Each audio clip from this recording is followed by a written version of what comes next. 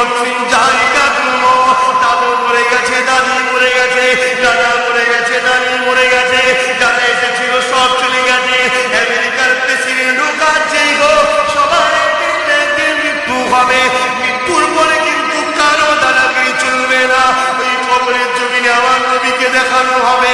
নবীকে যদি দুনিয়ায় প্রেম করো, কবরের জমিনে নবী বলবে, এ ফেরেশতা রে, আমি নবী সাক্ষী দিচ্ছি, দুনিয়ার জমিনে গলা ফাটিয়ে আব্বা আল্লাহ তো আমার জন্য আমার গুনাহ ছিল, একে ছেড়ে দে, কবর থেকে জান্নাত পর্যন্ত আমাদের জন্য যথেষ্ট।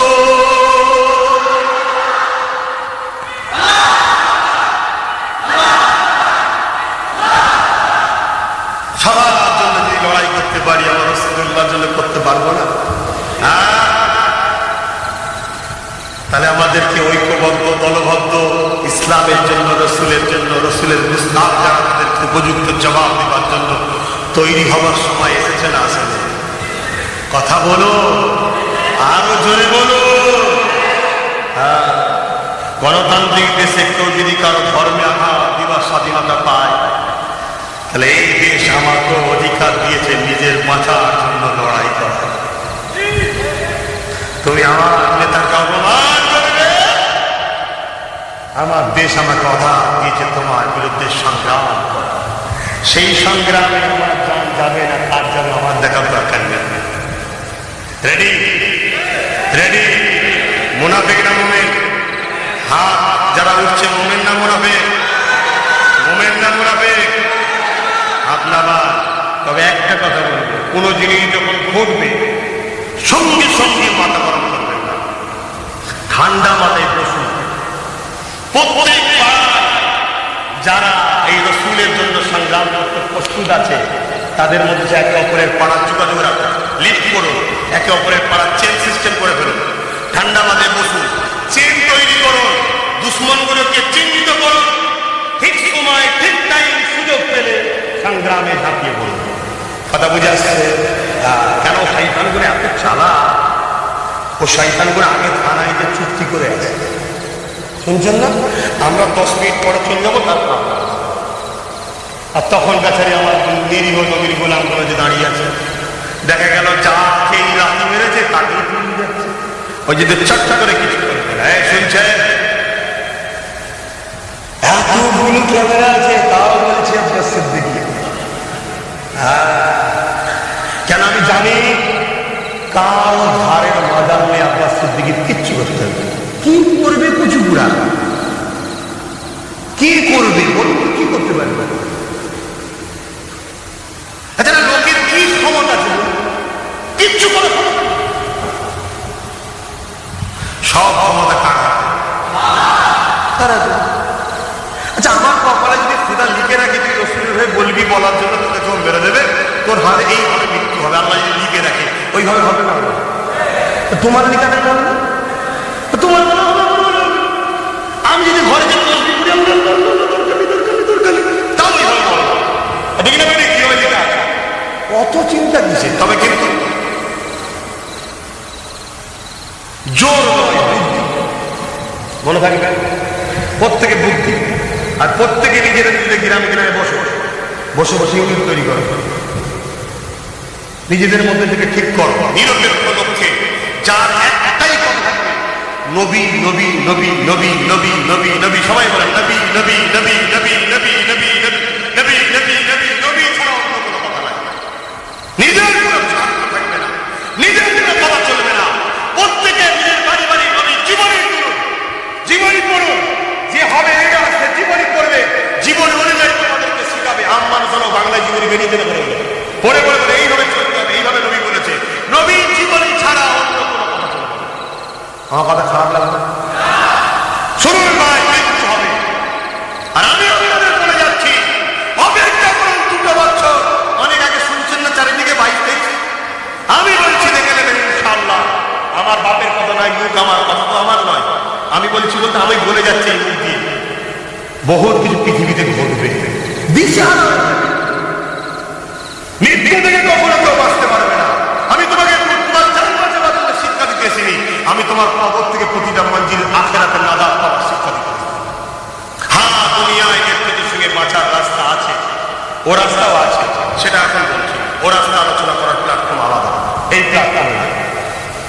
কথা বুঝতে পেরেছেন? তাহলে আমার রসুল কাঁদছেন আর হাসলেন কেন? এই কথাটা বলি না বাপ দেবো? কি বলছো গো? কষ্ট হচ্ছে না? দাঁড়িয়ে দাঁড়িয়ে আছে আর না মনে মনে কষ্ট হচ্ছে, আমার রাগ হচ্ছে। কি করবো বাবা, ভালোবাসি রসুলকে, কিছু করার নেই।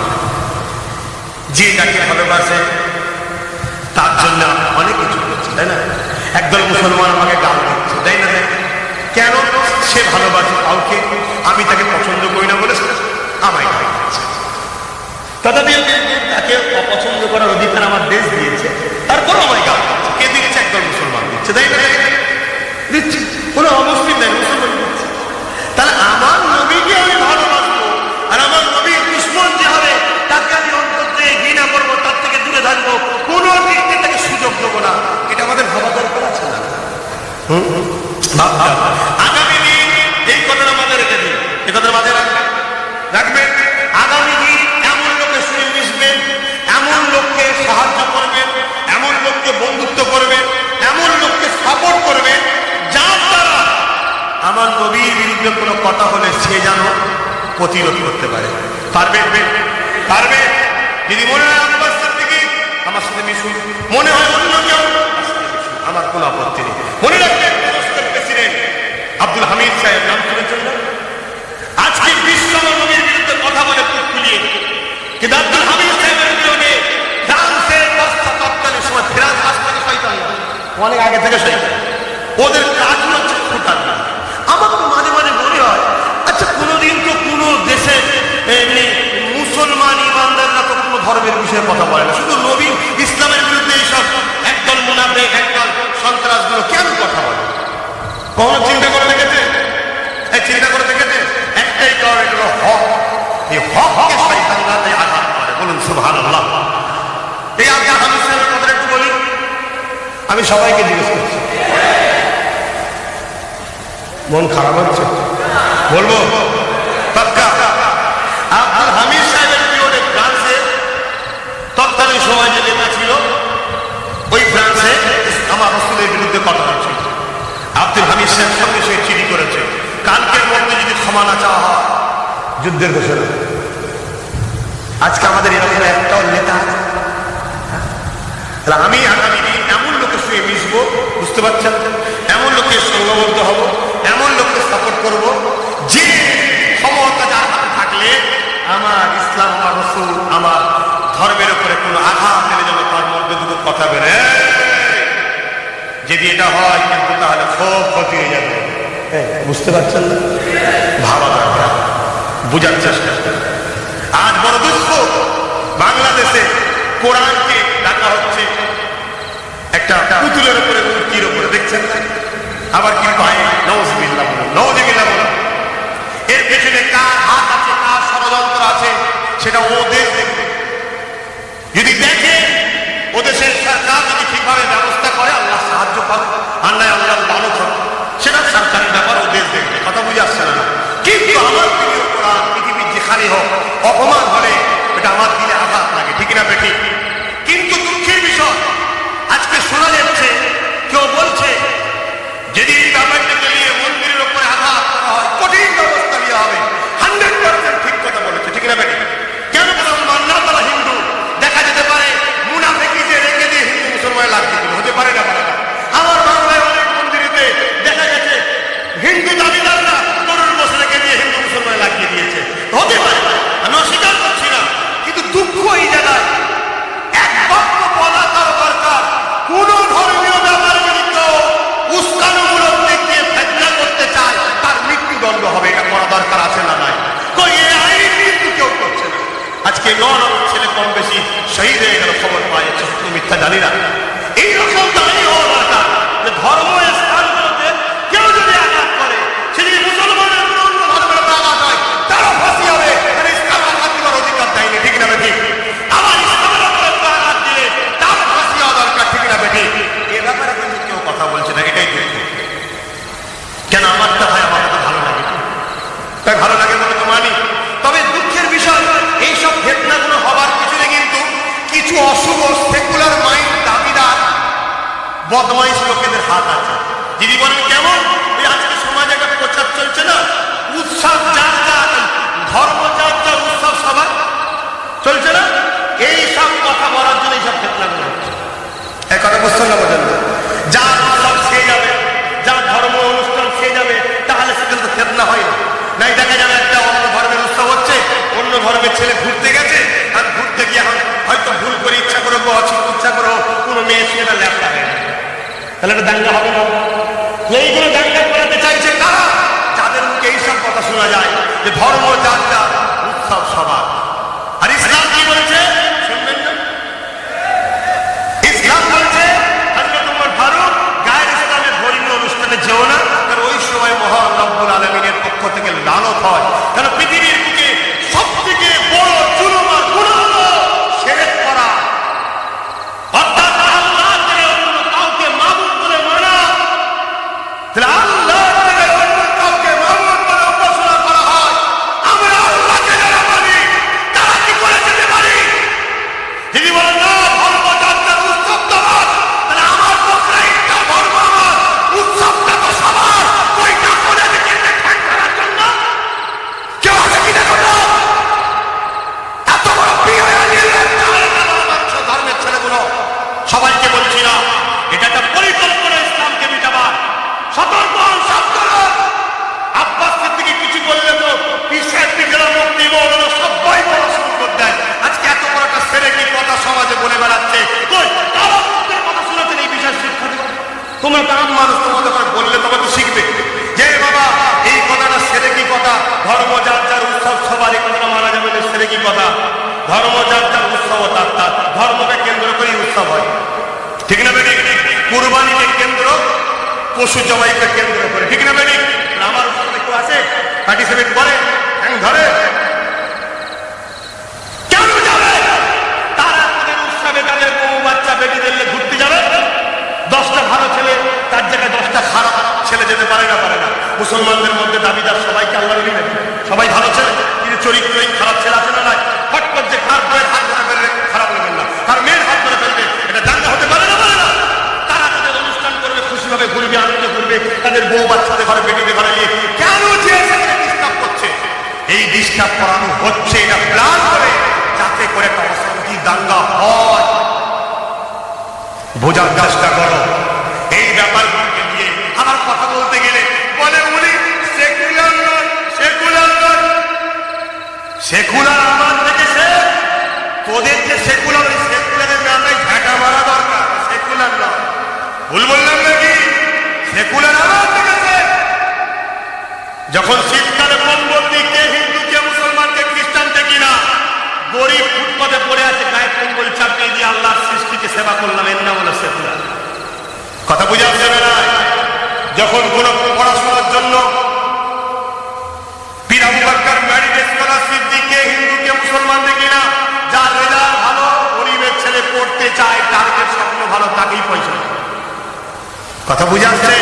দাও না, গরিবদের খাওয়া, গরিবদের সেবা করো। যে কোনো ধর্মের একটা অমুসলিম মা বাচ্চা যদি বিপদে পড়ে, তাকে বাঁচাতে গিয়ে তোমার যদি জীবনও চলে যায়, তুমি তাও আল্লাহর কাছে পুরস্কার পাবে। জোরে বলেন সুবহানাল্লাহ।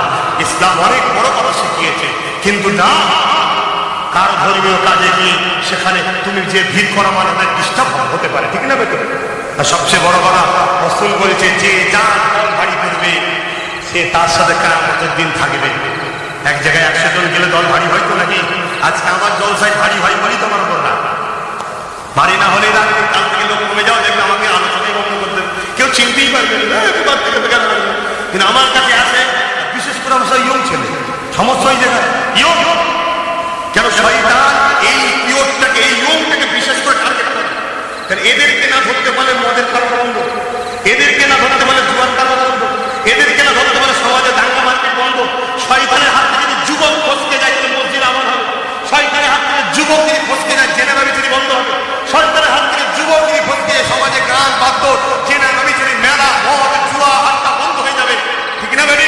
এই শয়তান যখন দেখছে আব্বাস সিদ্দিকী মানে এমন যুবক, আর ওর সঙ্গে জোটে সব 100-র মধ্যে 90টা যুবক, এই শয়তান তার চালাগুলোকে কামড়ায়। বল না, বল বল বল, আব্বাস সিদ্দিকী বল, ওর থেকে সরা। এই কথা বুঝছেন না? অনেক ভাড়াটিয়া আছে, ভাড়াটিয়া বক্তা পিসাব রয়েছে, ভাড়াটিয়া ভাড়া পায়, মন খারাপ হয়ে গেছে না। বাপ যেটা বলে যেটা বলে কথাগুলো বললাম? হ্যাঁ হ্যাঁ হ্যাঁ, আল্লাহ রাসূলকে জিজ্ঞেস করে, হুজুর শোনো যুবকেরা, দুশ্মন তোমাদের, বলো না তোমাদের দুশ্মন, ক্ষতি করছি কারো? তাও বেশি গান থেকে তুলে নিয়েছি, মদ থেকে তুলে নিয়েছি, মেলা থেকে তুলেছি, যাত্রা থেকে তুলে নিয়েছি, যে আল্লাহর প্রেমিক করি, রসুলের প্রেমিক করি, মসজিদে নিয়ে যায়, মাদ্রাসায় নিয়ে যায়, তোমাদের ক্ষতি করলাম? ভুল বুঝিনি আমার সোনার ভাইরা। তারপরও হালকা বাজে ছোটখাটো গোনা হয়ে যায়, আলাদা জিনিস। ইমানের মূলে আঘাত দিলে ছাড়লে আরে আল্লাহ নবী কত কষ্ট করেছে। নবী আমার সাহাবাদেরকে গিয়ে বলেছিলেন, এ বাবা সাহাবারা, আমি রাসূলুল্লাহ কেন খেয়েছিলাম, শোনো বাবা, আজ তোমাদেরকে বলে যাই, শুনে রেখে দাও। আল্লাহ নবী বলেছিলেন, বাবা সাহাবারা, আমি যখন শিশুবেলায় দুধ দিয়েছিলাম, আল্লাহ আমাকে ফেরেশতারা আমাকে দুলা দিতে আসতো। সকালে ৭০,০০০, সন্ধ্যাবেলায় তাদের ডিউটি শেষ হয়ে যেত, সন্ধ্যাবেলায় আমার ৭০,০০০ আসতো। বলুন না আল্লাহু আকবার। আমার নবীর খেদমত ফেরেশতারা করত। আল্লাহ নবী দিন দুনিয়া মাসালিল্লাহ মুস্তাফা জানের রহমত করতে লেগেছে।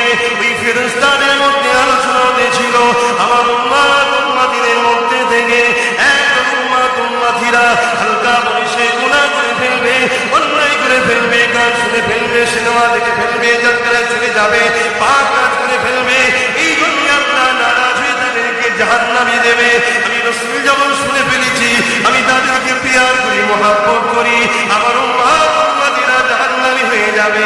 এটা শুনে আমি কাঁদতে লাগলাম। আমি যখন কাঁদতে লাগলাম, তোমরা আমাকে সান্ত্বনা দিতে লাগলে, আমি কাঁদতেই লাগলাম।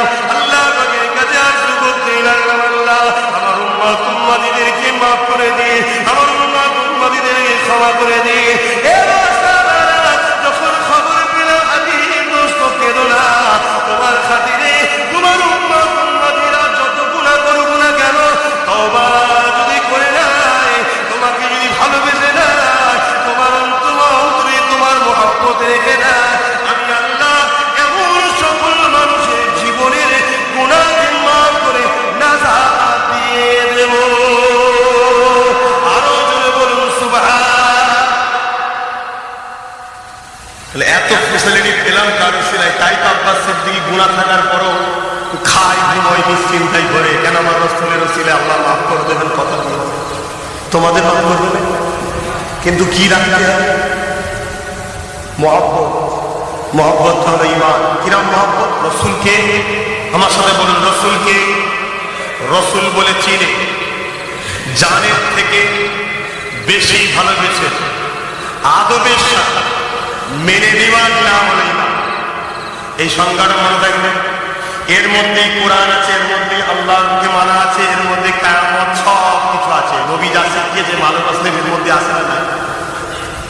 তাহলে আজ থেকে তুমি শপথ করো, হালকা বয়সে ভুল হয়, ছোটখাটো ইয়ং বয়সের ছেলে একটু গান টান শুনে বেড়ে, খেলাধুলা করছে, বিভিন্ন যাত্রা করতে বিভিন্ন জায়গায় বন্ধুদের সঙ্গে চলে যাচ্ছে, গুনাহ আলাদা জিনিস, কাঁদলে মাফ হবে, ইসলামের ক্ষতি করবে। হ্যাঁ হ্যাঁ, ধরুন একটা লোক এই দিয়াল আছে, দিয়ালের উপরটাই পার হলে ইসলামের ক্ষতি করতে পারবে। খুব ভালো করে বুঝে নেবেন। সমাজ মে অলু ইশার में ভালো জাতের গোস্ত হলে কি অল্প জান দিলে, আর ছেঁচড়া হলে হবে না। খুব এই কথাটাই শেষ করে। একটা দিয়াল আছে, রেখা দিয়াল, এই দিয়ালটা আব্বাস সিদ্দিকীকে যদি পার করিয়ে দেওয়া হয় পারে, আব্বাস সিদ্দিকীকে ইসলামের ক্ষতি করতে পারবে, আর দিয়ালের এই পারে থাকলে ক্ষতি করতে পারবে না। এখন দিয়ালটা অনেক কিছু আমি পার হতে পারছি না, দিয়ালটা পার হতে গেলে তোমাদের মতো লোকেদের সাপোর্ট লাগবে, কাঁধে করে তুলতে হবে, সবাই পার হতে পারবে। শুনছেন? এখন কাঁধে করে আমায় তুলে দিলে আমি দিয়াল পার হয়ে যাই, উপরে গিয়ে ইসলামের ক্ষতি করলাম, মসজিদ ভাঙলাম, মাদ্রাসা ভাঙলাম, কোরআনকে অপমান করলাম, গরিব অসহায় মুসলিমদের ঘরে প্লান করে করে হত্যা করলাম, আর করলাম। শুনছেন না? শুনেন না? তাহলে বলুন, আমি একা জাহান্নামে যাবো না, যারা কাঁধে কাঁধে করে পার করেছে তারাও যাবে। জোরে বলে, জোরে বলে। অতএব কাকে কাকে কাঁধে করে তুলছো, কাকে কাকে পার করছো, খুব দেখো। আব্বাস সিদ্দিকী তো বললে খারাপ, খারাপ, কিন্তু এইটুকু তো বোধ শক্তি আছে। হ্যাঁ, এইটুকু বোধ শক্তি আছে, একটু বুঝার চেষ্টা করো সোনার ভাইয়েরা, সোনার ভাইয়েরা বোঝো। অবশ্যই যাচ্ছি, অবশ্যই বলে যাচ্ছি, সব কিছুতে রসুলকে ফলো করো, সব কিছুতে। আর যার মধ্যে রসুল পাবে আল্লাহর ওয়ালা তারা, সে বয়স